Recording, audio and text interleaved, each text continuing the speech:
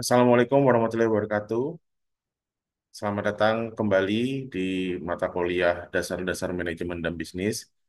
Hari ini penyampaian materi akan menggunakan video pembelajaran YouTube ya, teman-teman. Dan di pertemuan kedua hari ini kita akan belajar mengenai manajemen dan lingkungannya. Baik, kita langsung saja. Mari kita lihat manajemen dengan lingkungannya berarti manajemen di dalam organisasi maupun di luar organisasi. Ya, jadi kita akan mempelajari peran manajemen, ya, peran manajemen di dalam organisasi, di dalam perusahaan maupun di luar perusahaan, ya, perusahaan dengan lingkungannya berarti. Nah, sekarang kita lihat dulu peran manajemen ya di dalam lingkungan organisasi. Ya, manajemen dipimpin oleh seorang manajer, teman-teman. Ya, jadi dalam lingkungan organisasi, manajemen dalam lingkungan organisasi itu dipimpin oleh seorang manajer, ya, dipimpin oleh manajer. Dan ini beberapa tingkatan manajer dan tanggung jawabnya. Ya, jadi manajer itu ada klasifikasinya, ya. Manajer tingkatan paling rendah disebut dengan manajer lini pertama, ya. Jadi ini adalah manajer dengan tingkatan paling rendah dalam satu organisasi yang memimpin dan mengawasi tenaga-tenaga operasional. Ya, jadi dia langsung terjun ke lapangan. Manajer, supervisor yang berada di lapangan. Ya, jadi dia langsung memimpin dan mengawasi tenaga-tenaga operasional. Lalu tingkatan di atasnya yaitu adalah manajer menengah, ya. Manajer menengah dapat meliputi beberapa tingkatan dalam satu organisasi, ya, bisa membawahi dan mengarahkan kegiatan para manajer lainnya dan kadang-kadang juga karyawan operasional. Jadi manajer menengah ini dia membawahi beberapa supervisor gitu ya, membawahi beberapa manajer lini pertama dan juga dia bisa langsung koordinasi kepada staf operasional gitu ya, bisa langsung kepada staf operasional. Ini manajer menengah. Lalu ada juga yang paling terakhir, yang paling atas itu adalah top management atau manajer puncak ya. Manajemen puncak bertanggung jawab atas keseluruhan manajemen organisasi. Jadi manajer puncak itu tanggung jawabnya lebih besar lagi ya. Dia bertanggung jawab atas keseluruhan manajemen organisasi ya. Kurang lebih cakupan kegiatannya seperti ini teman-teman ya. Cakupan kegiatan manajer dapat dibedakan menjadi 4 kelompok utama, yaitu Dewan Direksi, ya biasanya yang duduk-duduk ini ya. Ini kalau dilihat teman-teman lihat di foto, ini yang duduk ini Dewan Direksinya, ya. Dewan Direksi atau orang yang top manajemennya, yang paling puncak manajemen, ya Dewan Direksi. Lalu di bawahnya ada Presiden organisasi, ya biasanya yang berdiri ini ya, berdiri lalu eh, ini adalah presiden organisasinya. Lalu ada lagi yang tidak kelihatan di foto atau manajemen menengah, itu ada departemen atau kepala divisi, yaitu biasanya di level manajemen menengah, departemen atau kepala divisi, dan juga ada manajer hierarki pertama, atau tadi kita lihat manajer lini pertama itu tadi ya, manajer dengan tingkatan paling rendah atau biasa disebut dengan supervisor. Kita bisa lihat di bagannya seperti ini, teman-teman. Organisasi sebagai suatu sistem. Tingkatan paling bawah adalah staf biasa, non-manager, ya eh, tidak membawahi karyawan siapapun gitu ya, tidak membawahi siapapun dan dan dia memiliki atasan, ya.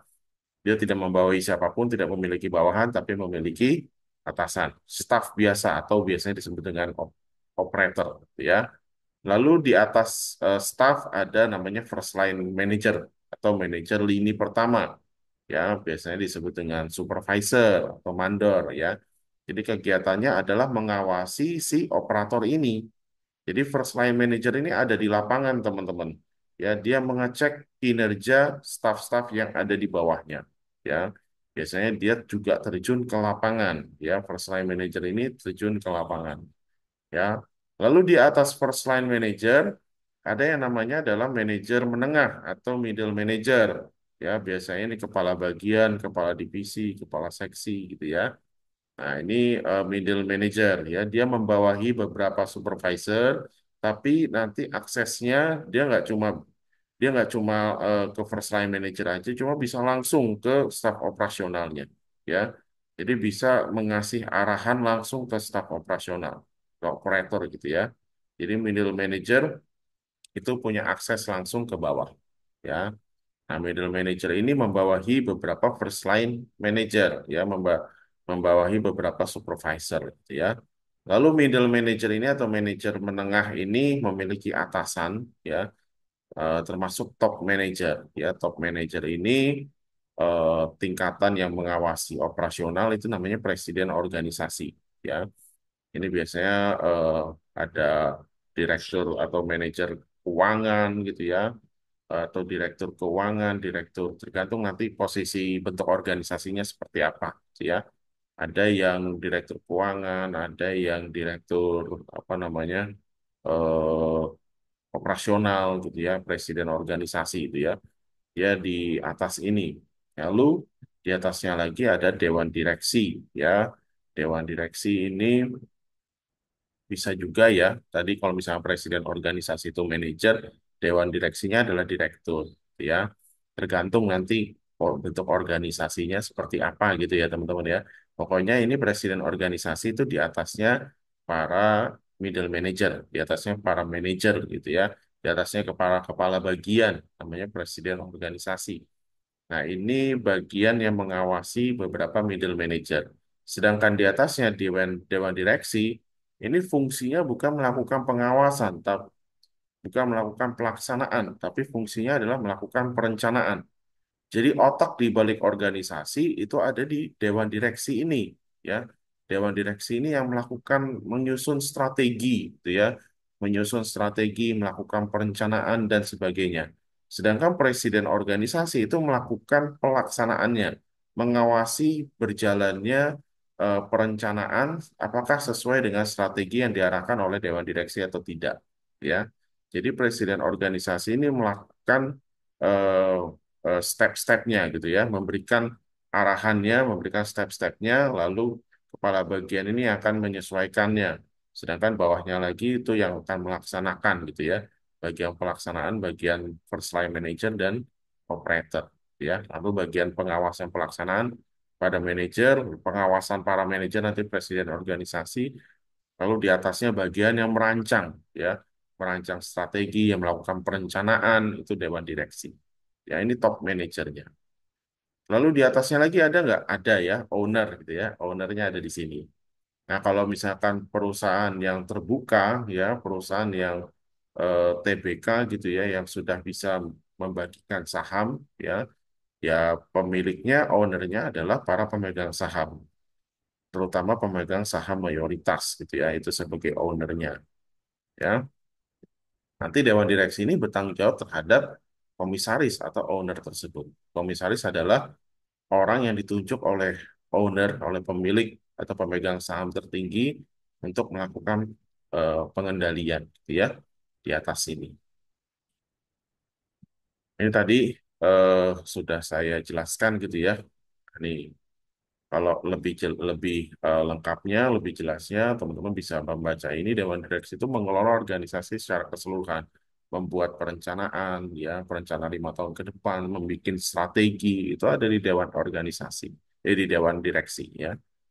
Nah, itu lalu seperti saya bilang tadi ya, seperti saya jelaskan tadi, presiden organisasi membawahi beberapa manajer, lalu departemen atau kepala divisi mengelola apa namanya melakukan pengawasan terhadap first line manager gitu ya. Lalu manajer hierarki pertama itu akan eh, tugasnya adalah eh, melaksanakan apa yang diarahkan atau strategi-strategi itu diterapkan di lapangannya ya. Itu tugas dari first line manager. Nah, sekarang tadi kita sudah paham mengenai tingkatan manajerial gitu ya. Sekarang kita belajar apa sih peran-peran manajer itu. Secara garis besar ada 3 peran manajer teman-teman ya. Manajer sebagai interpersonal ya, perannya sebagai antar pribadi manajer interpersonal yang ada di dalam pribadi si manajer itu ya. Namanya peran interpersonal manager. Ya, ada tiga peran interpersonal manager.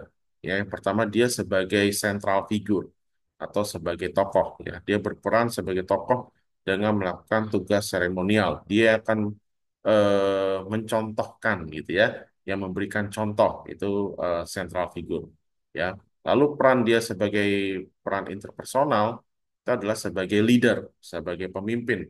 Ya, dia melakukan merekrut gitu ya, dia merekrut siapa saja anggota yang menjadi timnya gitu ya. Lalu anggota tersebut diberikan pelatihan ya, dimotivasi dan dikembangkan sehingga bisa membawa organisasi eh, melaksanakan perencanaan, melaksanakan strategi dengan tepat, gitu ya. Dia sebagai leader, dia melakukan perekrutan karyawan, dia melakukan pelatihan, pemotivasian, dan pengembangan karyawan supaya bisa memberikan kinerja yang lebih baik, gitu ya, memberikan kinerja sehingga organisasi bisa mencapai tujuannya, ya. Selain itu, peran interpersonal manager adalah sebagai penghubung atau liaison, ya. Dia itu menghubungkan antar individu pada departemen atau antar individu kepada pihak ketiga. Ya, biasanya dia bisa menghubungkan karyawannya terhadap manajer departemen lain, ya.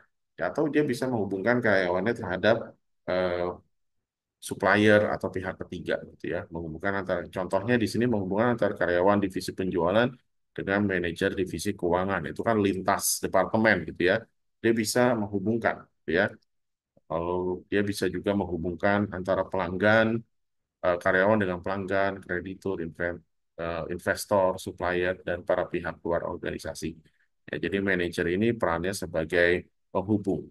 Ya. Lalu peran yang kedua, ya, yang itu namanya peran informasional manager. Ya, di sini manajer bertindak sebagai pengumpul dan penyebar informasi. Ya, adapun tiga peran informasional manager adalah sebagai yang pertama yaitu sebagai pemantau ya. Jadi manajer melihat, memantau, mencari informasi yang dapat dimanfaatkan secara efisien dan efektif, lalu nanti itu akan dibagikan kepada timnya ya untuk penerapan strateginya ya.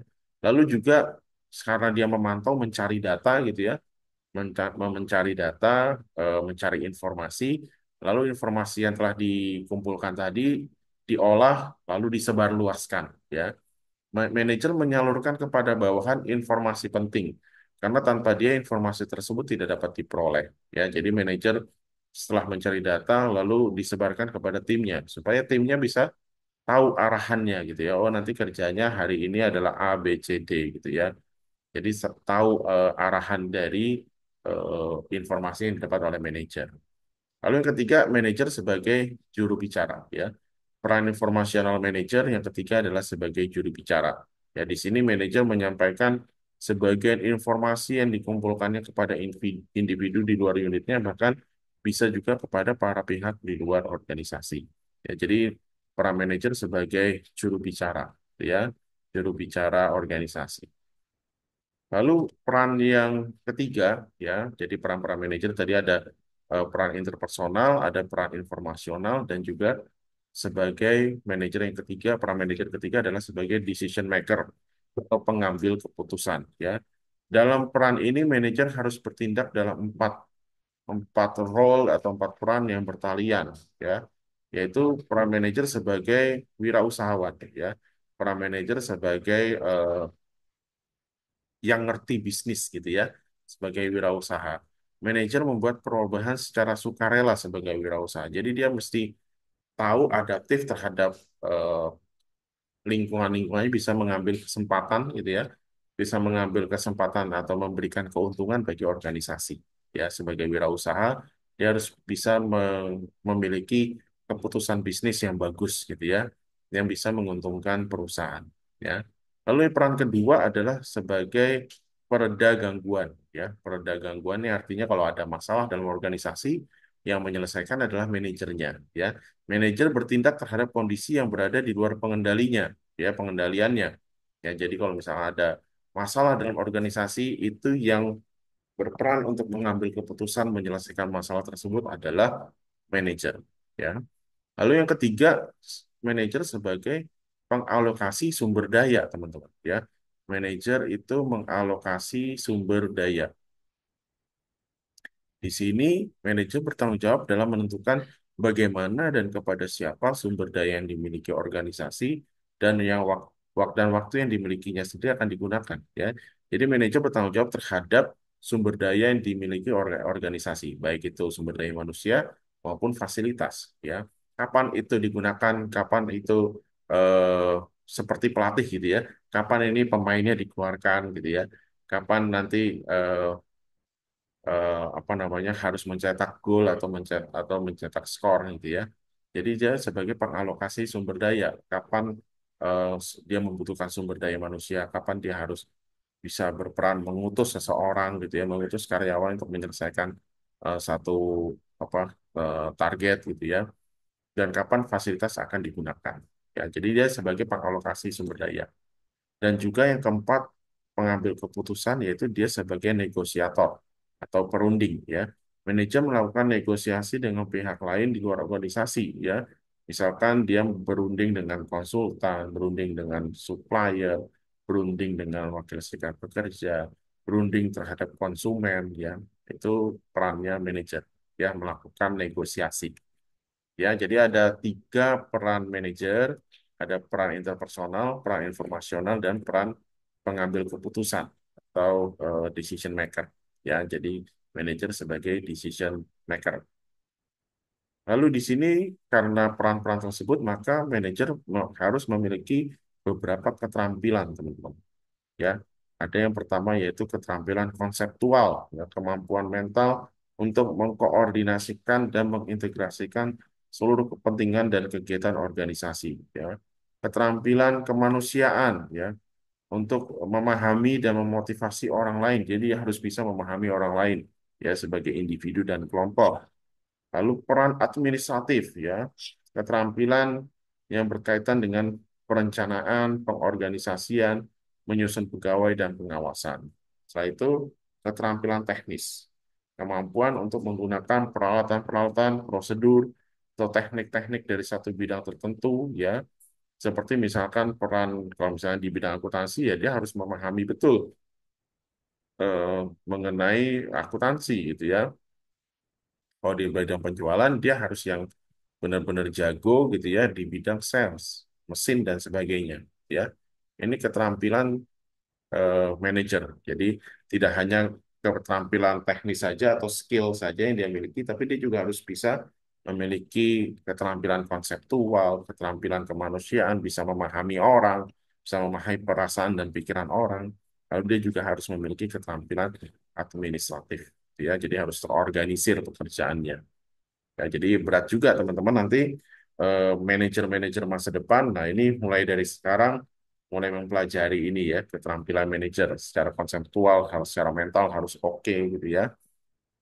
Secara kemanusiaan harus bisa memahami perasaan dan bisa memotivasi orang lain ya. Keterampilan administratif, keterampilan teknis tentunya yang berkaitan dengan skill ya. Nah, sekarang kita eh, beralih gitu ya. Selain tadi sudah kita pelajari tingkatan manajer, lalu peran-peran manajer, keterampilan manajer. Nah, sekarang kita mulai melihat ke lingkungan organisasi, teman-teman. Ya, jadi setiap organisasi itu harus berinteraksi dengan lingkungan di mana organisasi itu berada. Ya, karena organisasi yang bisa bertahan hidup adalah organisasi yang bisa menyesuaikan diri dengan perubahan lingkungan. Ya, karena tujuan utama eh, dari organisasi pertama itu ada profit dan yang kedua itu sebenarnya ada kebertahanan hidup atau keberlangsungan hidup. Jadi organisasi harus bisa bertahan hidup, ya. Supaya bisa bertahan hidup, maka harus menyesuaikan diri dengan perubahan lingkungan, ya. Lingkungan organisasi dapat diartikan sebagai kekuatan yang mempengaruhi baik secara langsung maupun tidak langsung terhadap kinerja organisasi, ya. Menurut Robbins dan Coulter, ya, lingkungan merujuk pada lembaga-lembaga atau kekuatan-kekuatan yang berada di luar organisasi tersebut dan secara potensial mempengaruhi kinerja organisasi itu, ya. Jadi lingkungan di organisasi, lingkungan di mana organisasi berada itu merujuk pada lembaga atau kekuatan yang berada di luar organisasi. Contohnya seperti apa? Contoh misalkan pemerintah gitu ya, atau supplier, atau masyarakat setempat dan lain sebagainya. Ya, nah, nanti kita akan lihat ya. Nah, ada dua lingkungan organisasi. Itu yang pertama lingkungan eksternal langsung ya. Ini merupakan kekuatan-kekuatan yang berada di luar kemampuan atau kendali perusahaan yang memiliki pengaruh secara langsung. Kekuatan yang di luar kemampuan atau kendali perusahaan tapi berpengaruh langsung terhadap kinerja organisasi dan manajemen ya seperti saya bilang tadi. Contohnya yaitu pemasok, supplier, gitu ya, customer, ya, lembaga keuangan, ya, yang memberikan pemodalan, ya, bank dan lembaga keuangan lainnya, ya. Lalu ada pesaing, ya, pesaing ini lingkungan eksternal tapi berpengaruh terhadap kinerja organisasi dan pemerintah, ya, berkaitan dengan pengurusan administratif, gitu ya, pajak dan lain sebagainya. Nah, ini kekuatan lingkungan eksternalnya adalah kekuatan yang ada di luar kemampuan perusahaan tapi berpengaruh secara langsung terhadap kinerja organisasi. Dan ini harus kita perhatikan, ya, harus kita perhatikan dan harus bisa mengikuti perubahan-perubahan yang terjadi di lingkungan eksternal ini, ya. Lalu lingkungan umum. Kalau lingkungan umum, lingkungan yang tidak berpengaruh secara langsung terhadap kinerja organisasi.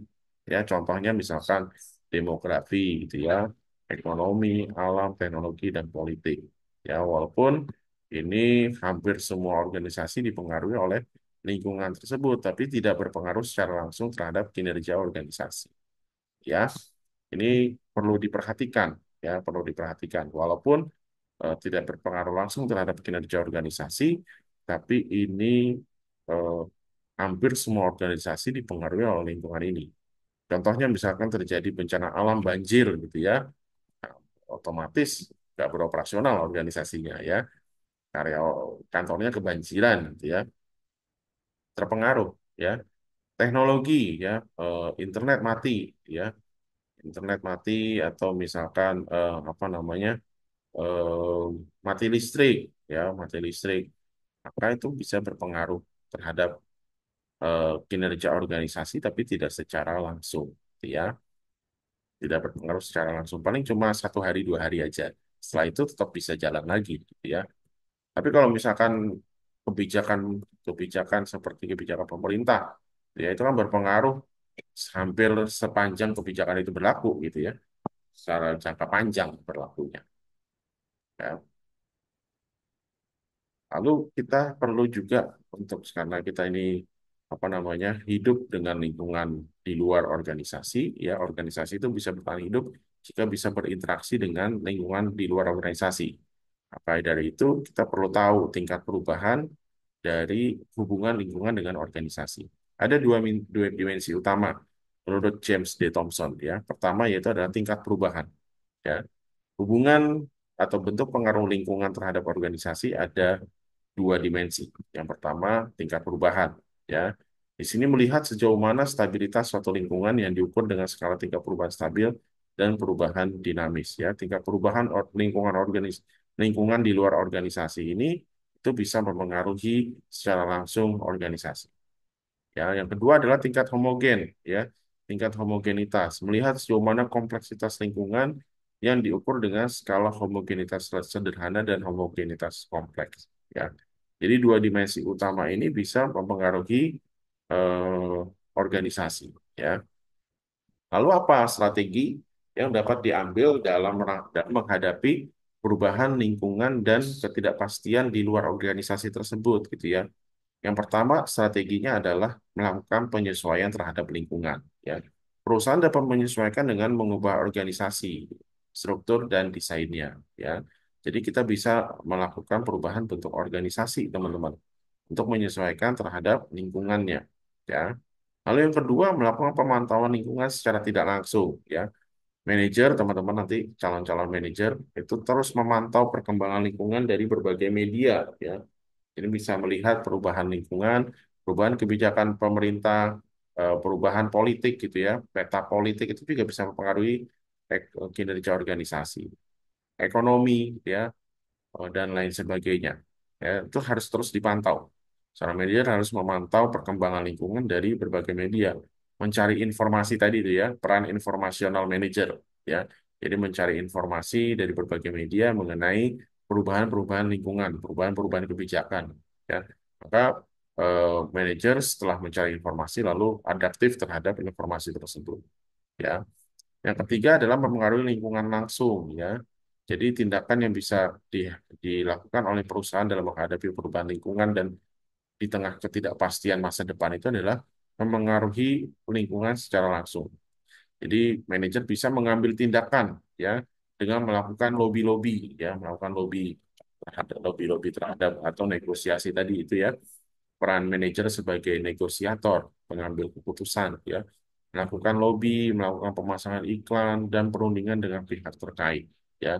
Jadi ada tindakan langsung menyesuaikan diri terhadap lingkungan, lalu dia memantau lingkungan secara tidak langsung dan setelah itu melakukan tindakan take action ya untuk memengaruhi lingkungan tersebut. Itu tiga strategi yang dapat diambil dalam rangka menghadapi perubahan lingkungan dan ketidakpastian. Jadi tidak bisa menunggu menunggu saja gitu teman-teman ya. Jadi harus bisa take action ya. Terakhir ini kan take action nih.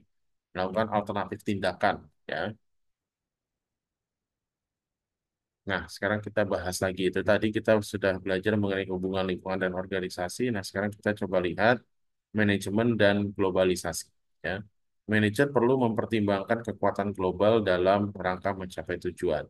Ada 4 unsur pokok yang berkaitan dengan lingkungan, ya agar bisa kompetitif dalam ekonomi global. Ini menurut Michael Porter. Yang pertama adalah eh, unsur strategi, struktur, dan persaingan usaha. Ya, kondisi dalam satu bangsa yang mau cara kerja organisasi berhubungan satu dengan yang lainnya. Ya, persaingan domestik bisa mendorong inovasi dan pengembangan keunggulan bersaing. Ya, jadi tentu untuk bisa kompetitif dalam ekonomi global, maka persaingan sehat itu diperlukan. Supaya apa? Supaya mendorong inovasi dan pengembangan. Ya, jadi harus menyesuaikan strategi supaya bisa menang persaingan di domestik dulu ya. Karena persaingan domestik ini bisa mendorong inovasi dan pengembangan keunggulan bersaing ya. Setelah itu baru nanti kita bisa bersaing dengan pasar internasional, pasar luas gitu ya. Lalu yang kedua, strategi atau unsur pokok yang bisa kita lakukan adalah kondisi permintaan ya. Permintaan domestik terhadap produk dan jasa satu industri. Bila pelanggan meminta, maka perusahaan harus menanggapi produk dan jasa bermutu tinggi dan inovatif. Ya, jadi layani permintaan domestik dengan sebaik mungkin, ya, dengan produk dan jasa yang bermutu tinggi dan inovatif. Itu membuat perusahaan nasional bisa berkompetisi di global, gitu ya. Kalau kita bisa memenangkan hati domestik, ya, di apa namanya rakyatnya, masyarakatnya sudah bisa memakai produk-produk dalam negeri, ya produk dalam negeri ini sudah bisa bersaing gitu ya, kualitasnya dan jasanya, produk dan jasanya bermutu tinggi dan inovatif, maka saya rasa eh, bisa menghadapi ekonomi global, ya bisa menghadapi ekonomi global ya, karena ekonomi global itu kan nanti perusahaan-perusahaan asing akan masuk gitu ya, yang saat ini sudah terjadi. Eh, Produk-produk dalam negeri itu harus yang bermutu tinggi kondisi permintaan. Jadi bila pelanggan meminta, maka perusahaan harus menanggapi produk dan jasa bermutu tinggi dan inovatif. Jangan sampai pelanggan itu kecewa. Ya. Dan ketiga, faktor kondisi. Komponen yang terkait dalam menghasilkan barang dan jasa seperti pekerja terampil. Ya. Jadi harus menyediakan pekerja yang berkualitas juga. Ya. Yang terampil, infrastruktur yang memadai, dan adanya bahan mentah dan sumber daya. Ya. Yang keempat adalah industri terkait dan pendukung. Ya. Adanya negara atau industri pemasok yang bersaing secara internasional. Dan kemampuan menyediakan sumber daya input dan jasa yang diperlukan untuk mendukung produksi barang. Ya, jadi eh, strategi atau unsur yang terakhir supaya bisa bersaing dengan pada ekonomi global adalah menjadi penyedia sumber daya, gitu ya. Jadi eh, pemasok, gitu ya. Jadi menjadi pemasok bagi perusahaan asing tersebut ya. Jadi bisa win-win solution saling menguntungkan ya. Nah, itu tadi manajemen dan globalisasi kita sudah belajar mengenai lingkungan organisasi ya, lingkungan organisasi. Nah, sekarang kita masuk ke budaya organisasi, teman-teman. Ya, di sini ada beberapa pengertian dan manfaat budaya organisasi. Ya, yang pertama, budaya merupakan sistem nilai organisasi dan akan memengaruhi cara pekerjaan yang dilakukan dan cara pegawai berperilaku. Ya, jadi budaya itu sistem nilai organisasi dan itu akan mempengaruhi cara kerja organisasi dan bagaimana cara pegawai berperilaku. Contohnya kayak di PSI ini menganut budaya organisasi yang dilambangkan dengan semut gitu ya. Jadi semangat gotong royong dari semut ini itu menjadi budaya organisasi di Universitas BSI. Saling berkolaborasi, saling membantu, ya dosen satu sama lain saling berkolaborasi, saling membantu gitu ya, supaya UBSI ini semakin maju ya. Itu salah satu contohnya budaya organisasi dengan melambangkan semut. Mungkin nanti ada lagi budaya organisasi lain gitu ya. Nah, itu yang menjadi asumsi keyakinan dasar yang dilakukan oleh para anggotanya sesuai dengan eh, apa namanya sesuai dengan definisi yang dikemukakan oleh Sein ini yang nomor 3 ya. Budaya sebagai asumsi dan keyakinan dasar yang dilakukan bersama oleh para anggota dari sebuah kelompok atau organisasi. Atau menurut Robbins ini yang paling bagus nih ya, budaya sebagai nilai dominan yang didukung oleh organisasi. Ya, tadi kalau BSI itu nilai dominannya adalah budaya gotong royong dan kolaborasi. Ya, kolaborasi antar dosen, kolaborasi eh, organisasi ya, atau universitas dengan universitas lainnya, gitu ya. Itu nilai yang dominan. Ada 3 karakteristik budaya organisasi yang penting ya. Budaya organisasi diberikan kepada karya baru melalui proses sosialisasi. Budaya organisasi mempengaruhi perilaku kita di tempat kerja dan budaya organisasi berlaku pada 2 tingkat yang berbeda. Ya. Robbins dalam bukunya Organizational Behavior, budaya memiliki fungsi dalam organisasi. Yang pertama, budaya memiliki peran dalam menetapkan tapal batas. Artinya budaya menciptakan perbedaan yang jelas antara organisasi yang satu dengan yang lain. Ya, jadi budaya itu bisa membuat beda antara satu organisasi dengan organisasi lainnya. Budaya membawa satu rasa identitas bagi anggotanya, ya. Jadi budaya itu bisa memberikan identitas bagi anggota organisasi tersebut. Budaya mempermudah timbulnya komitmen, ya, terhadap kepentingan individu seseorang. Budaya meningkatkan kemantapan sistem sosial. Budaya sebagai mekanisme pembuat makna dan kendali yang memandu dan membentuk sikap serta perilaku para anggotanya. Ya. Jadi ini fungsi budaya dalam organisasi, peran penting budaya dalam organisasi. Jadi tingkat dan karakteristik budaya ya ada 2 tingkatannya, budaya kasat mata, budaya yang bisa dilihat, didengar ya, waktu ketika kita berkeliling dalam organisasi, entah itu sebagai pengunjung, pelanggan dan pegawai. Nah, itu budaya yang bisa dilihat. Biasanya berupa aturan gitu ya, aturan tertulis gitu ya. Jadi kita bisa melihat gitu ya. Lalu ada tingkat lagi ya, budaya tingkatan yang lebih dalam dan kurang terlihat. Ini merujuk pada nilai-nilai yang dianut oleh orang-orang dalam kelompok tersebut. Ya, cenderung bertahan sepanjang waktu bahkan meskipun anggota kelompok telah berubah. Ya, budaya ini sangat sukar berubah karena anggota sering tidak sadar akan banyaknya nilai yang telah mengikat mereka bersama. Contohnya tadi seperti budaya gotong royong, budaya apa disiplin, tepat waktu gitu ya. Itu salah satu budaya yang mengakar ya. Jadi membuat nilai di individunya gitu ya.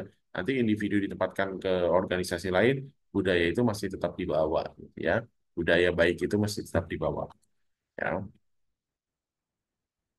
Ini beberapa karakteristik budaya, ya budaya itu diciptakan, budaya itu dipelajari, secara sosial diturunkan, bersifat adaptif ya. Jadi eh, biasanya itu perlu beberapa waktu untuk bisa menyesuaikan diri dengan budaya organisasi ya. Budaya memberi petunjuk ya, peran pemimpin dalam menanamkan dan memperkuat aspek budaya yang memberikan perhatian, reaksi terhadap krisis, pemodelan peran, alokasi imbalan, kriteria dalam seleksi dan memberhentikan. ya, itu peran pemimpin dalam menanamkan dan memperkuat aspek budaya di organisasinya. Nah, lalu budaya dan subbudaya, ya, organisasi juga memiliki subbudaya, ya, subbudaya itu adalah budaya yang eh, umumnya untuk kelompok orang dengan nilai dan kepercayaan yang sama yang mendasari dan tampak pada karakteristik personal, ya. Orang-orang dalam organisasi harus merasa nyaman bekerja sama dalam batasan subbudaya yang diakui. Contohnya subbudaya pekerjaan, ya, cara orang bekerja itu berbeda-beda gitu ya.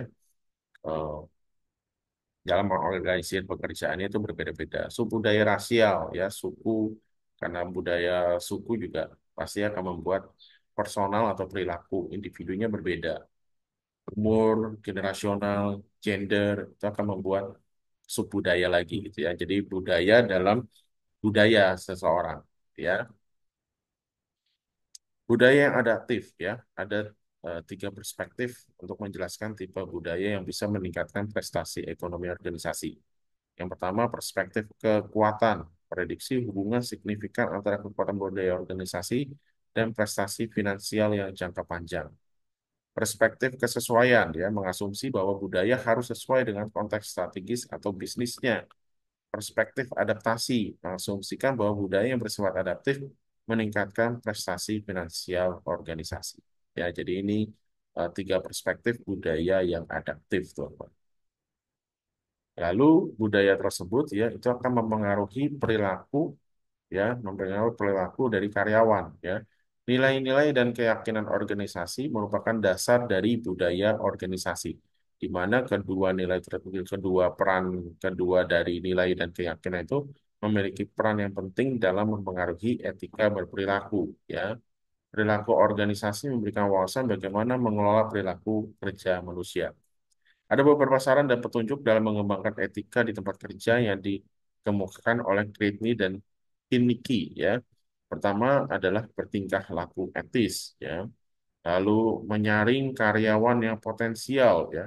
Jadi tidak sembarang orang lamar kerja lalu kita rekrut, ya. Kita harus disaring karyawan yang benar-benar memiliki potensial, yang benar-benar memiliki potensi yang tinggi, ya. Mengembangkan kode etik yang berarti, ya, menyediakan pelatihan etika, membentuk posisi unit dan mekanisme struktural lain yang menggunakan etis kerja, ya. Ini perilaku dan etika individu, teman-teman. Nah, itu yang kita pelajari mengenai manajemen dan lingkungannya, ya. Nah, saat ini silakan teman-teman kerjakan tugasnya, ya, kerjakan tugasnya yang sudah saya berikan di ruang tugas MyBest. Dan jika ada pertanyaan, teman-teman bisa chat personal ke saya maupun chat di grup PA. Terima kasih, sampai ketemu lagi minggu depan.